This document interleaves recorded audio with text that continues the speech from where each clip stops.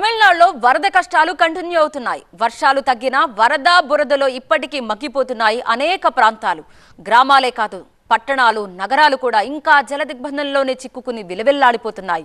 తూత్తుకుడి జిల్లాలో అయితే పరిస్థితులు అత్యంత దారుణంగా ఉన్నాయి. ఇప్పటికీ వరద నీటిలోనే ఉంది తూత్తుకుడి నగరం. ఇప్పుడు మీరు చూస్తున్నవి తూత్తుకుడి సిటీ దృశ్యాలు. నమ్మగలరా? నగరం మొత్తం వరద నీటిలో ఎలా చిక్కుకుందో చూడండి. చిక్కుకొని నానిపోతోంది నగరం. తూత్తుకుడిలో ఎటు చూసినా కనుచూపు మేర నీళ్లే కనిపిస్తున్నాయి. అది అసలు నగరమా లేక సరసా అన్నట్టుంది తూత్తుకుడి సిటీ.